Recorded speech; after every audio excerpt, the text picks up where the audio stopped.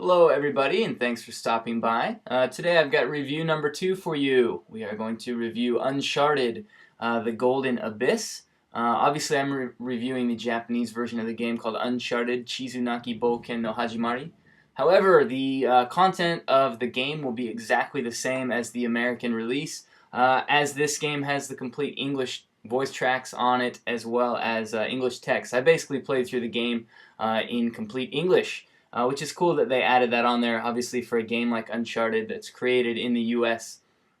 Yeah, those things will be on there already. So yeah, I've played through a complete English version of the game. I decided to do that because obviously English is my native language. So it's just, yeah, it's easier for me. So I did, and yeah. Disclaimer, this is my first Uncharted game. I haven't played any of the 3 games on the PlayStation 3. I will go back now and play through them that I've played through this. So yeah, right away we'll speak to the quality of the game by saying that this game has made me want to go and play the 3 games on PlayStation 3. So let's get right into it, talk about some of the features of this game. Uncharted on the Vita was actually not developed by Naughty Dog. It was developed by a studio called Ben Studio. And the reason for that being Naughty Dog was very busy, obviously, with Uncharted 3 at the time, as well as The Last of Us, which is their upcoming game for 2012. So this was developed by Ben Studio. So how did Ben Studio do? I think they did a pretty damn good job with this game. I think anyone who boots this game up on their Vita will right away be kind of taken aback by the fact that this is on a handheld. That this scope of a game is being played on a handheld. The graphics are quite good. There is some jaggies, some pixelization people have been complaining about. But overall, as you're playing through the game, I don't feel like that distracted anything from it. The game is beautiful. The fact that it's on handheld, the fact that it's on that huge OLED PlayStation Vita screen, it is amazing. So when I finished the game, I was I got that feeling that you get when you kind of finish an epic kind of adventure game or finish reading an epic book. It gave me that feeling, which is a feeling I probably haven't felt too many times on a handheld, especially from an adventure game. So that was very big for me, very nice. So I think that they did a great job transitioning Uncharted to the portable game system. Obviously, again, I haven't played the PS3 ones, but I can definitely get a feel for what they're like from this game. So I won't speak too much to the way Uncharted works. If you're not familiar with the game, you can check some videos out. Familiar with any of the games. I'll have more Uncharted Vita-specific Uncharted Vita videos up soon. I just posted my first one recently of just the prologue, but I will keep going forward and posting more videos past that. So good things about this game. Yeah, definitely a sense of adventure is great. You definitely get that feeling. Tons of collectibles, tons of things to do, tons of stat tracking. The length of the game is perfect. I'm not sure exactly how long it took me to beat. Unfortunately, the game does not keep track of your playtime. However, I will say that it was probably around 10 hours, which for an adventure game like this, in my opinion, that 8 to 12 hour mark is the sweet spot for a first playthrough. Having said that, yeah, I beat the game probably in about 10 hours on normal mode. However, there is so much stuff to go back through and collect that this game could easily keep me busy probably for another 10 or 20 hours. Yeah, so when I go back through and play through it again on a harder difficulty mode, I'll probably take it slower, check the trophies, check the collectibles out, and try and get more trophies. I think playing through it and completing it for the first time, I probably only got about 25 or 30% of the trophies, which is a pretty low number, so obviously there's a lot of things left to do. Another good thing that the game does is it keeps track of a lot of things. It'll keep track and pop up in the top right corner how many enemies you've killed with each weapon. So when you hit milestones, you've killed 10 enemies with AK-47, you've killed 20 enemies with the AK-47. And eventually that's building up to a trophy. Maybe you kill 100 enemies with the AK-47 and you get a trophy. Yeah, but it does keep track for you 10, 20, 30, all the way up. It also keeps track of different ways that you've killed enemies. Melee kills, for example, stealth kills, kills that you do while you're kind of hanging from an object. You're not on the ground. Things like that. Headshots, it keeps track of headshots. So for people who like to analyze this thing and try and play the best way, it's really neat to see that, hey man, you've had 150 headshots. Yeah, I mean it gives you something to shoot for. So instead of just blasting through enemies, you go, okay, well I want to do a little better. I want to get some more headshots. and you get better and better at the game, and then your basically offensive execution gets better, and it really gives you an incentive to play the game well. Having said that, another really nice thing about the game is that it has 5 difficulty modes. If you are terrible at adventure games, or you just don't think that you'll be any good, you're worried that you won't even be able to see the whole game. I've heard some people that they want to see the story, and they just don't feel like they'd be good enough at the game to get through it from beginning to end. There's a very easy mode on this game called Very Easy. And that basically makes it so that basically any noob can get through the game. I'm not calling you a noob in particular, but maybe you are. So you can get through the game on Very Easy. And that scrolls all the way up to a very hard difficulty level. I haven't checked it out yet. By beating the game on normal, it basically gave me the very easy, and normal clears. So my next playthrough of the game, I'll be doing it on the hardest mode.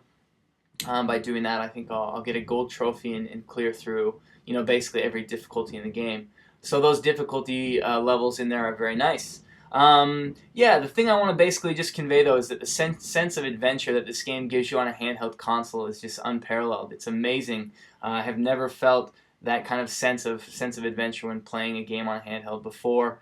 And the graphics, the sound, the dialogue, it all adds to that point.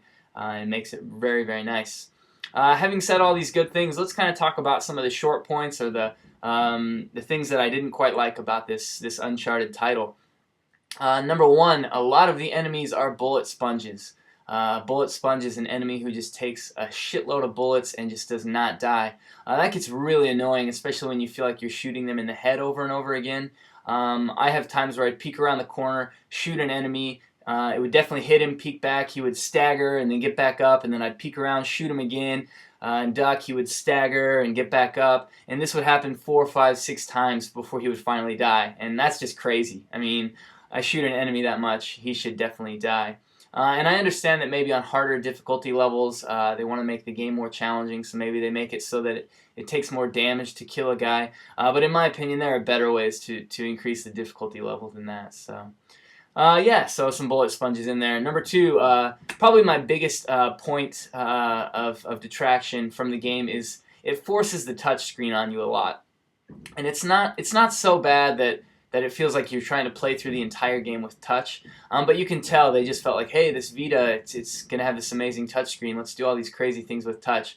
And I would have liked to be able to do most, if not all of it, with the analog sticks or the buttons. There are times when you need to cut things with your machete, and it makes you draw a little zigzag on the screen. There's no point to that. Just give me a circle button to cut the curtain down. There are times when you get into boss fights and you basically are doing a QTE, kind of a quick time event where you have to swipe in the right direction at the right time. I would have been fine doing these with the face buttons. I didn't really need to be blocking the screen with my hand trying to do this boss fight. Yeah, and things like that. There are times in the game where I felt like the use was fine. There are a couple scenes where you're rowing a boat, and you can use the back touch for that and basically take your hand and just swipe it down the back, and Drake will row the boat like this. I didn't feel like that was an overuse, especially with the back touch there. You do that with your finger like this, and it leaves your other fingers open to play the game just fine. I see no problem with that. That's totally fine. Just the overuse of the front touch in a lot of different ways. I do like some of the features that they've added with the front touch. A quick weapon pickup just by tapping. It's almost like adding an extra button there. But just the little zigzags and drawings you have to do all over the front screen. Yeah, I mean, it's just unnecessary. So hopefully they realize that. And if a new Uncharted game comes to Vita, some of that stuff is either taken out or just made optional. I mentioned it earlier, the game doesn't keep track of how long you've been playing it, at least not that I've found. Considering all of the other things the game does keep track of, that's kind of a kick in the balls. Seriously, the game keeps track of everything. Why can't you just keep track of my playtime and tell me my playtime? And finally, the aiming is somewhat iffy sometimes. If you're just starting the game and you're having difficulties with the aiming, go into options, take your sensitivity and crank it all the way to max. I still feel like max isn't even sensitive enough. I want my pinpointer to be flying around the screen with that right stick, and it still goes pretty slowly. And if you're even having issues beyond that, turn auto aim on, get a feel for it there. Auto aim will make it so that when you pop around a corner, your cursor will basically automatically go onto an enemy. I almost said almost. No, it does. It makes the game way too easy. However, if you're having issues, do that. Get into a feel for how the game wants you to aim, how you should be aiming, points to look for, and then go in there and turn it off. Yeah, if you feel like you really don't need it. But for someone who really just can't get aiming down, pop in there, turn on auto aiming, turn the sensitivity way up, and you shouldn't really have any issues beyond that. But yeah, like I said, these are all pretty minor issues. None of these was a killer issue for me. None of these issues made the game unplayable. Very few of these issues even made it annoying. Sometimes the bullet sponges were quite annoying, and the force touch was just like, okay, yeah, I get it. Here's another curtain I have to cut down, so let me draw a pattern on my touch screen here. I just want to press a button. But beyond that, back to the good points. The adventure is very, very nice. This is a game that just a few years ago I wouldn't have even fathomed being able to be played on a handheld. I remember when Uncharted 1 came out. Like I said, I didn't play it, but I saw my brother playing it a little bit, and that was bleeding edge at the time. And now we're playing this, basically a very similar experience on a handheld, with good battery life, a beautiful screen, this, that, and the whole thing. So just amazing. It just blows my mind. So yeah, in closing, I'm going to give Uncharted Golden Abyss an 8 out of 10. I realize it's the same score that I gave Lord of Apocalypse. I'm not going to give every game an 8 out of 10, but I feel like that's right where it deserves to be. The detractors from it, it's definitely not a 10, and it's not quite a 9. If I wanted to do decimals, it might be a little higher than 8, but I don't feel like it quite deserves the 9 on that. Hopefully a sequel to this will come out and improve everything, and maybe then, the next game will get a 9 or a 10. But I feel like this game's right about an 8. If you're excited for the game, it's not going to disappoint you. If you have never played Uncharted before, I recommend you definitely at least check it out. If you like stories in your games, the game has a good story. At times it gets a little confusing. I don't really want to say confusing, a little convoluted maybe. With all this, wow, we found all this stuff that's going to change history, and I'm going, oh really? Okay, so something's changing history here. It just gets to be a bit too much sometimes. But the overall basic story arc, cliches included, it's fine. It's not too much. It's not too too cliched or too annoying or too this or too that. And the voice acting's fine. I wouldn't say it's anything to write home about, but it gets the job done. So again, in closing, Uncharted, chizunaki boken no hajimari, the Golden Abyss, this game gets an 8 out of 10 from me. If you're excited for it, pick it up. If you're not excited for it, because you haven't liked Uncharted in the past, this is not going to change your mind. And if you don't know much about Uncharted, but you're interested in adventure games, check it out. I bet you will enjoy it. Again, thanks for watching, thanks for subscribing, thanks for the comments, thanks for the emails, the tweets. And keep them coming. I'm looking forward to seeing more from you guys, and I'm trying to get back to as many of them as I can. Thanks a lot, and I'll see you with my next video.